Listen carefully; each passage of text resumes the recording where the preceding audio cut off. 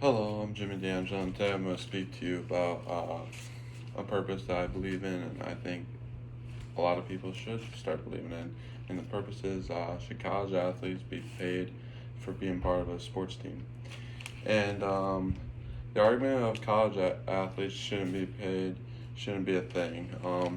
I'm a college athlete, and I believe we should be paid because how much it takes the time out of our daily use, like involves studying and other things and social life and stuff like that. Um, College athletes spend so much time on their craft and skill trying to perfect it that we don't really have time to be a regular person. Today I'm going to touch on a few points, such as athletes take a time away from playing or take time away from studies to play sports. College sports money really doesn't go to the athletes or student benefits, and then sports take as much as a full-time job. Wrapping around, coming to my first point, athletes take time away from their studies because they're trying to get better at what they're doing because they're at college on a sports team where everyone else is good. It's not like we're in high school where you're the best player on your team, so you really don't have to do much. College, you're competing against maybe the top five players at your position in the country, and people need to perfect their craft so they can be a starter on the team. And so that means late nights, lifting, doing shooting drills, like whatever sport you play, doing drills to fix your sport. So what that means is now you're losing time studying. So then you get home, say 10 o'clock at night, and you have to study, and now you're studying from 10:30 to 1 in the morning for a big test the next day, and now you're going to bed at 1:32 and say your test is at 8 in the morning. That's only like 6-7 hours of sleep maximum, and now you're not getting the full body recovery.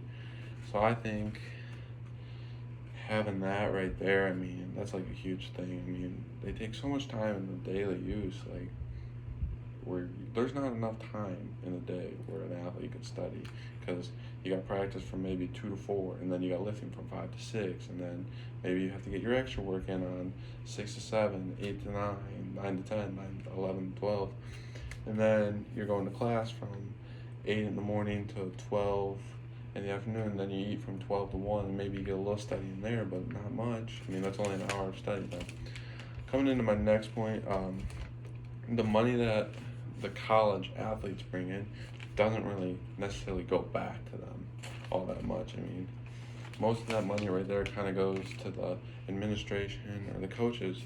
But I mean, the coaches should get a little pay of it because obviously, like, without the coaches, the athletes wouldn't be there. So I think the coaches should get some, and then I think the athletes should get some. But I think also it should go back into the athletes, like maybe building some facilities such as like a new, nicer weight room, maybe upgrading equipment, so like better technology equipment, so athletes can figure out stuff like how their body functions, how their body moves. I mean, science is starting to become a big play in the sports world. So with same with analytics. So I mean, if you can maybe spend money on like a science portion of sports and like an analytics portion of sports, I mean, that could definitely help you a lot in like improving your skill gap. The money, you're also risking injury going out there every time. I mean that's a risk everyone got to take. But I mean, the professional athletes that go out there every day and they're risking injury and they're at a higher chance of injury risk because they're getting older. They're making money. I mean, I'm a younger kid. Like, I mean, if I tear my ACL, like, basically done with sports for the rest of my life. And I mean, I'm not like I'm not gonna say I'm not the smartest person in the world. I mean, school really isn't like a motivation for me, so maybe that like affects now. I'm taking a year off to recover it, where it's just mental toughness you got to go through. Wrapping around here to my third and final point is how sports take as much as a full-time job. In an average week, I bet you I personally 40 hours a week I would spend trying to perfect my craft and skill in baseball. I mean, with that being said, you're probably asking how you spend 40 hours a week. Well, let's look. I mean, we have practice every day from 1 to 4, so that's 3 hours right there.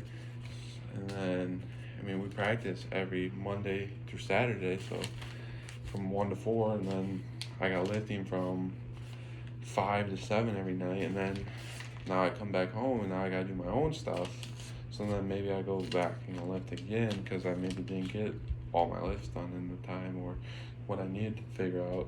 So then it's like from 7 to 8:30, I'm doing another lift, and then like 8:30 to like 10, I'm doing like recovery for my arm, so then I can bounce back and further faster and better each and every time after I pitch, because after I pitch, my arm gets sore, and then like I don't want to risk injury on my arm, so now I have to do recovery, and then I have to probably maybe do yoga, and then I have to maybe do stretching, and then maybe gotta go see the trainer to see like what he thinks like is wrong with my arm, and then maybe if he can fix some stuff going on in my arm, and then stretching at night, foam rolling, more yoga, just stuff like that. I mean, little things like that. I mean, each of those things probably take 20-30 minutes a day, so I mean, add those up, that's probably about an hour and a half, close to 2 hours, just of those little things that add up each and throughout the day.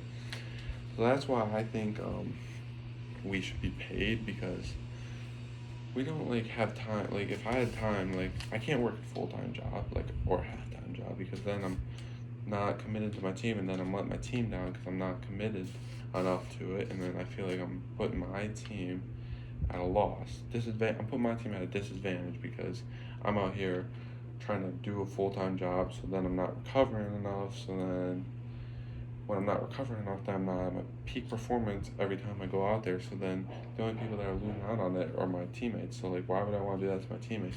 So I just think, I mean, I'm not saying like we should deserve like millions of dollars every week. I'm just saying like if we could get like maybe like what minimum wage is, like $10 an hour, $10 every hour, like 4 hour practice. So 4 hour practice from 1 to 4, and then lifting from 5 to 7. If we're getting $10 an hour right there, I'll be happy with that, and that's why I think we should be paid. So to wrap back up and come through, I'm a college athlete, and I believe this is why we should be paid. Touching back on my main points, athletes take time to play sports and take time away from their studies. College sports money that the athletes make really doesn't come back and benefit them as much as it should, and sports takes much time as a full-time job. That's why I believe it, and I believe that other people should start maybe looking at it like that, and this is why I believe athletes should be paid. Thank you.